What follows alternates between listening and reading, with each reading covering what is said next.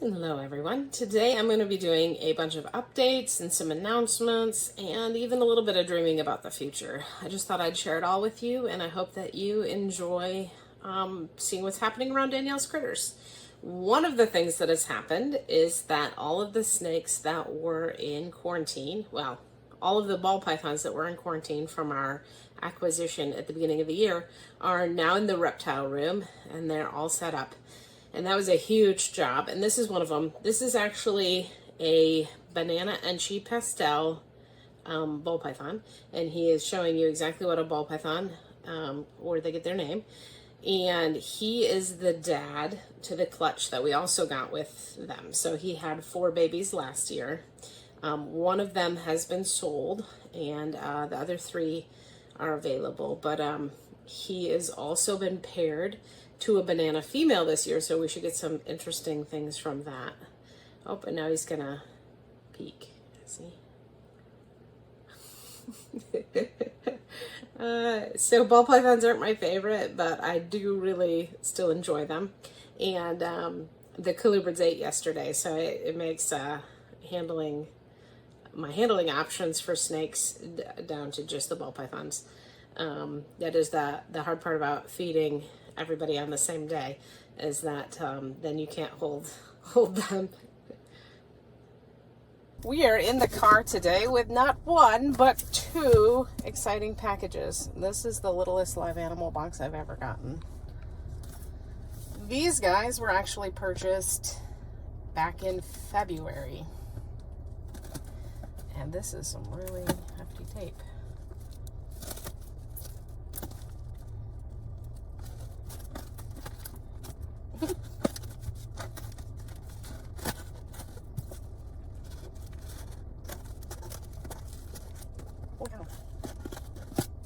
It's like reinforced. I definitely needed the utility knife, not the spare scissors.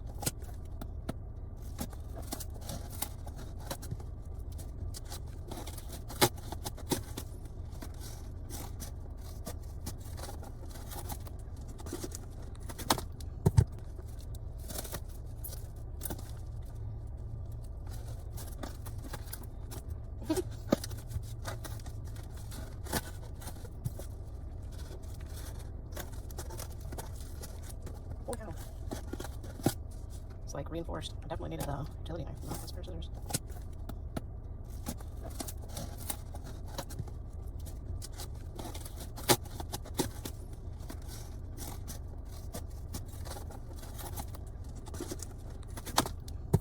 Finally!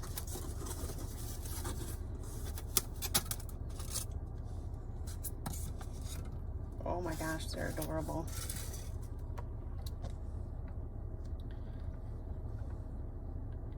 What do you think? Yep, they're cute. So these guys are a full-grown pair of chameleon geckos. I'm pretty sure this is the female here on top, and then the male is tucked into the paper towel a little bit.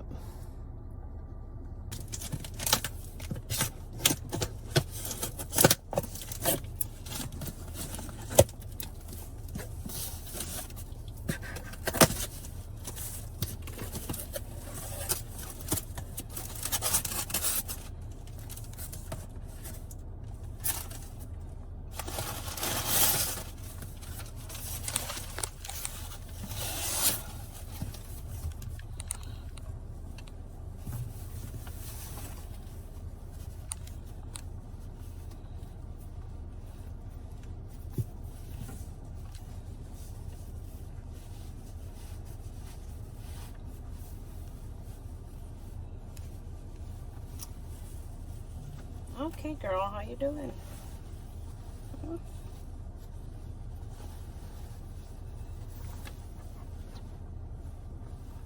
Oh, you're a big girl. Yeah. Let me see you. Yeah, come on. Look at you. You're beautiful. Hi.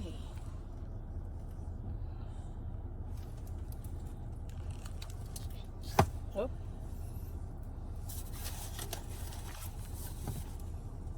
Yeah. What'd you think? Winner, winner? Okay, you can stop recording.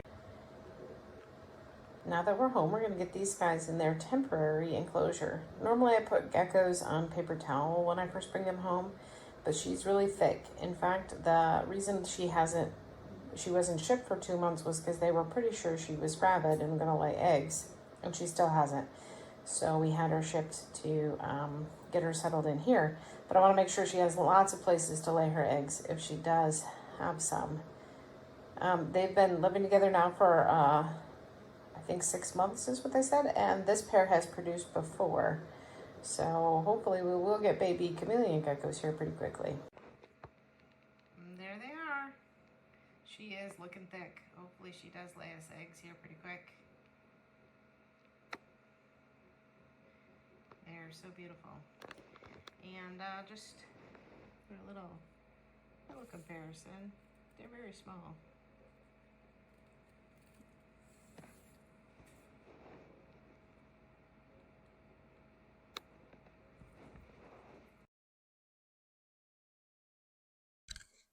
Another update that we have is that we got this big, beautiful palmetto female, and she is really gorgeous.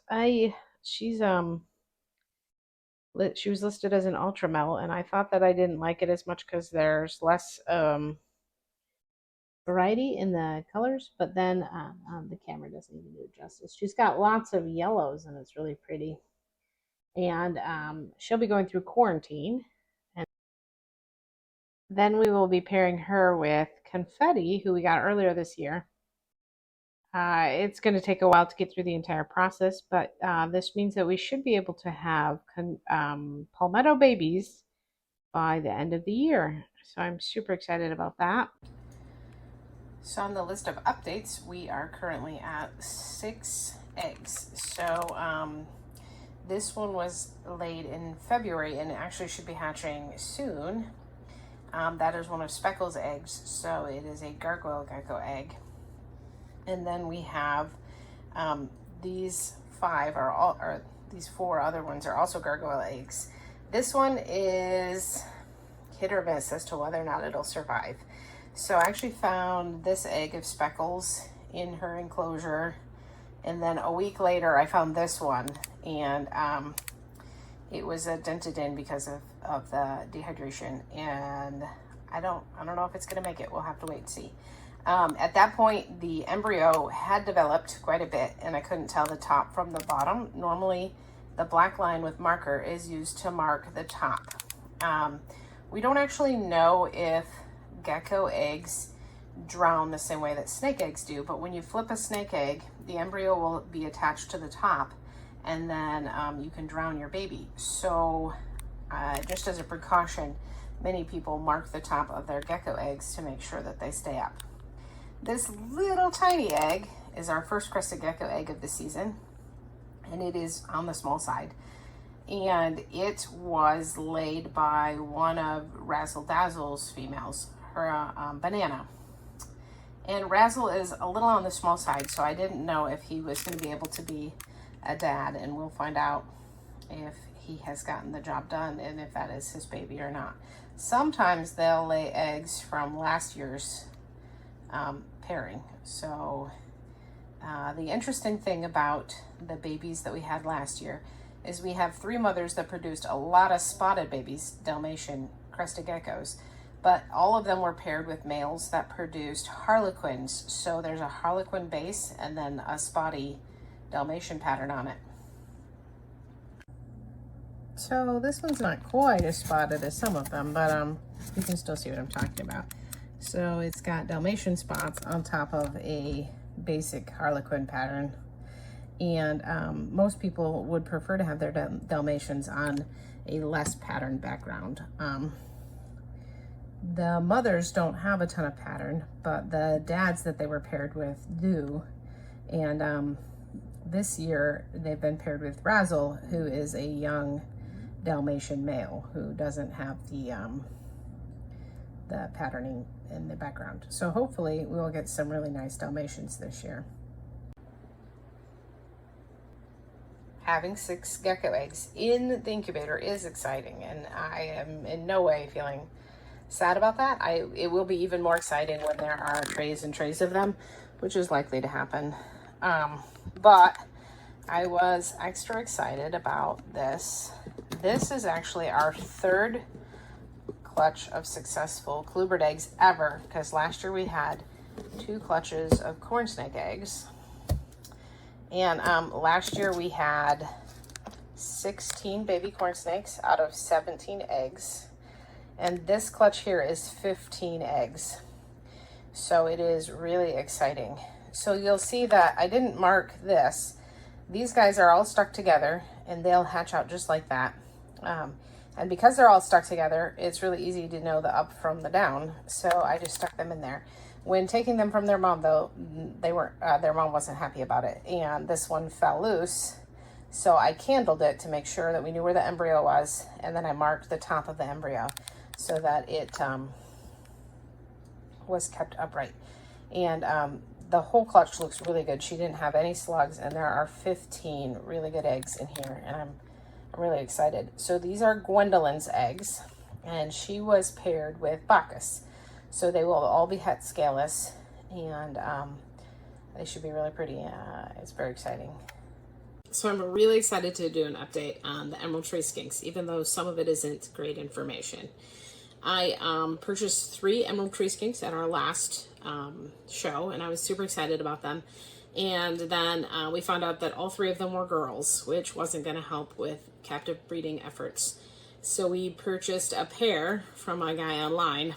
And unfortunately, the male of that pair has passed away and the female isn't looking good. So I've been trying really hard to nurse her back to health. These are wild-caught animals, and sometimes that happens, and it's super sad. This is my first time dealing with wild-caught animals. So we're following parasite protocols and our anti-parasite protocols, and trying to get them to eat, which isn't, they don't, I'm guessing in the wild they're not eating anything that looks like our captive bugs. I purchased a new male, and he is in quarantine, and hopefully he'll be able to be moved in with the group. But I did want to show you how the first girls are doing. They are all wild-caught animals, and they are doing great. So by day 2 of being in the new enclosure all together, because they were originally housed separate to do their parasite treatments, by day 2 of being in the enclosure all together, we had one that was asking to get out, and she's been named Amelia, and she regularly asks to get out. Starting about 11, they seem to need to warm up and wake up and have some water, and then they're ready to play. In the following days, we've actually had all 3 of the ones that are really healthy ask to get out, and they come to us. There's still one that is mostly shy. We're calling her Kitty because she's a scaredy cat, and she's the one that will like scoot herself to the back of the cork bark when you open the enclosure. But even she has asked to come out a couple of times, so it's been very interesting to watch them. And they do each have their own personalities. It's been quite delightful. They're everything that I hoped that they would be, even if there are some individuals that are going to be more shy than others. And I can only imagine that as we move into captive bred rather than wild caught, that this is going to be a species that is just so much fun to work with. The hard part, I think, is actually going to be the fact that when you walk by, they're like, ooh, can we get out? Can we add out? And it's hard to say no. And then I can see as they get braver and are ready to explore other things than just the people that walk by, I can see that being a little bit complicated. So far, none of them have dropped to the ground or run off or anything like that. They don't seem to be trying to get away. They just seem to be interested in exploring, and they've started to tongue feed. So they've been quite a delight. So for this next bit, I thought I would just show off Ivory real quick. So she has these great crests, and her head is the shape that we really want, that wide triangular head with the drooping crests. She also has her scales along her back are really enlarged and thick, and her and Spike together have produced some really amazing offspring, some of which is in the whole back list. I will be making a video soon of our holdbacks to show off where they're at. Like the corn snakes look even more beautiful than the last time you saw them. And we have a lot of really awesome geckos that are growing up and will hopefully be part of our breeding program in the near future. One of the things I wanted to do today was make an announcement. I've had a little bit of hinting on it about it on social media, but I started a Patreon. And one of the reasons I did that was because in my free time, I spend time answering people's questions. And I do that through Facebook forums. And some people know me, but most people don't. But I like to be helpful and I like to answer questions. And I thought that I could take that time and spend it getting to know my community and hanging out with you guys and answering your questions on Discord. I am not a Discord person. Like, I have Discord because my kids made me get it and they were my only contacts. And then my son, he's 17, he helped me set up the Discord server for the Patreon group, and it's all set and ready, waiting for community members to join. There's also a lot of other great benefits that we're working on, and it will grow as time goes on and we figure things out more and more.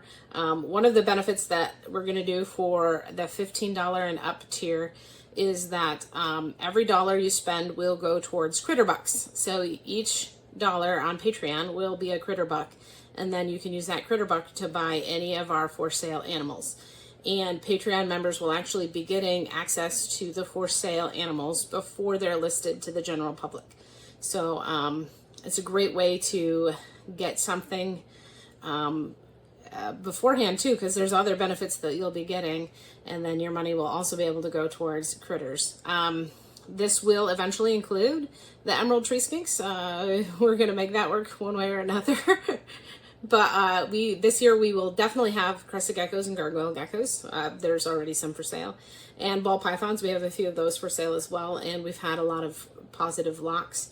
We'll have corn snakes. It looks like we have been successful with our western hognoses, though my fingers are still crossed. Last year it looked like we were successful, and then we had 2 clutches of duds laid, and it was really sad. So hopefully this year we are definitely successful. I have a pair of Halloween milk snakes that will be coming out of brumation next week, and they'll get paired, and hopefully we're successful with that. So there's lots of really cool things happening, and the animals that should be produced this fall will be a lot more variety, and we should have quite a few animals. It's going to be a really exciting year. In all of this, there is an element of spending a lot of time thinking about where I want Danielle's critters to go. At first, it was just so exciting to hatch out babies and to get new animals that that filled all my thinking of the business. And then marketing turned out to be way more complicated than I thought it would be. I really did envision getting a table at the show and people being like, "Oh, you have beautiful geckos." They are like that.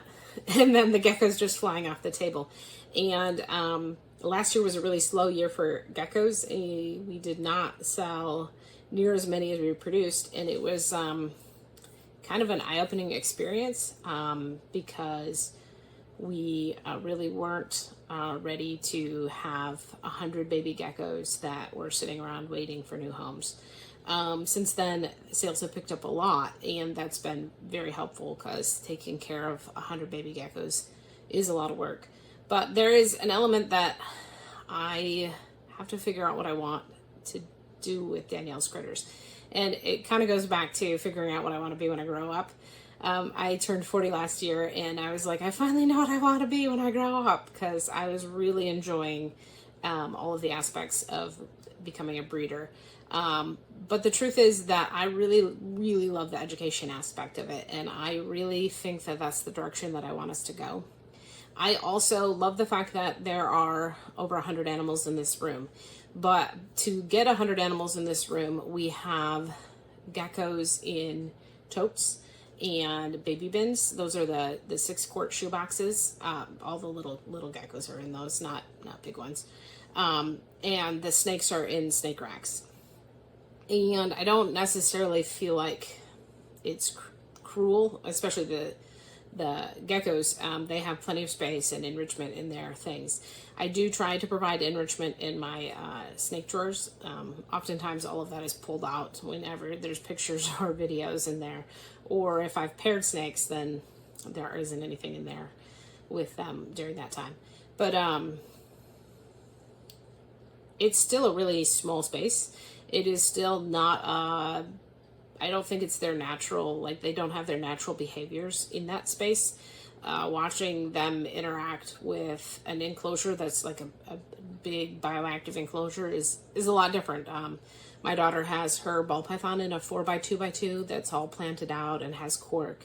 And he does come out regularly and explore all of those things, and he'll hang out in different zones, and it's clear that his behavior is different than those in the drawer. And obviously there is a personality factor. Our ball pythons range from really exploratory to, shy. And I don't know that changing their home would change that, but it does seem to make a more confident snake if their home is more enriching to them. So I would love, and I have no idea how this would happen financially, but I would love a facility with like big bioactive enclosures that is still a breeding facility, so that those snakes were still having a great life and producing babies. And when I first thought about this, I was like, no one's ever going to pay for that. Like, nobody wants. So to set up a drawer is approximately $100 a snake. And to set up a bioactive enclosure can be $500 and up, depending on the enclosure size and what all you're putting in it. So, like, the idea that you would be willing to pay more for a snake seems unlikely. But I did think about the fact that if we had multiple income sources coming in, like if YouTube ever did make some sort of income, then that could help fund this big, beautiful facility for the animals. And it would be a lot more fun to work with, and it would be fun to do tours in, and I would love to do some educational stuff.